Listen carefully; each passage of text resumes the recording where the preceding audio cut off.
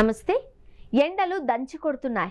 దీంతో చాలా మంది కడుపులో చల్లగా ఉండేందుకు పలు రకాల పండ్లను తింటారు.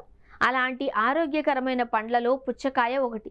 వేసవి కాలంలో నీటి శాతం ఎక్కువగా ఉన్న పుచ్చకాయ తినడం చాలా ప్రయోజనకరమని భావిస్తారు. పుచ్చకాయ శరీరానికి నీటిని అందించడంతో పాటు తీయగాను ఉంటుంది. అయితే పుచ్చకాయ మూత్రపిండాలకు మేలు చేస్తుందా? దానివల్ల మూత్రపిండాలకు ఏమైనా హాని కలుగుతుందా? ఈ విషయాల గురించి ఆరోగ్య నిపుణులు ఏం చెబుతున్నారు ఇప్పుడు చూద్దాం. ఢిల్లీలోని జీటీబీ హాస్పిటల్ మాజీ డైటీషియన్ డాక్టర్ అనామికా గౌర్ పుచ్చకాయను సరైన మోతాదులో తినడం ఆరోగ్యానికి మేలు చేస్తుంది అని వివరిస్తున్నారు. మూత్రపిండాల ఆరోగ్యం విషయంలో పుచ్చకాయ తినడం వల్ల వాటికి హాని జరగదు. నిజానికి ఇది ప్రయోజనకరంగా ఉంటుంది.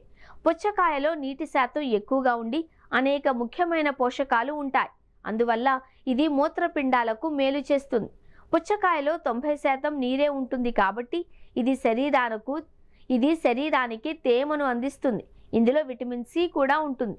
ఇది చర్మానికి మేలు చేస్తుంది.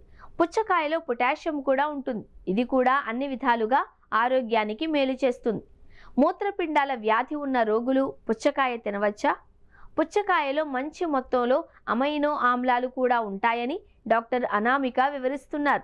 ఈ అమైనో ఆమ్లాలు మూత్రపిండాలకు చాలా మేలు చేస్తాయి. వాటిపై భారాన్ని తగ్గిస్తాయి. ఈ అమైనో ఆమ్లాలు మూత్రపిండాలలో రాళ్ల ప్రమాదాన్ని కూడా తగ్గిస్తాయి. అందువల్ల కిడ్నీ రోగులు తమ వైద్యుని సలహా మేరకు పరిమిత పరిమాణంలో పుచ్చకాయను తీసుకోవచ్చు.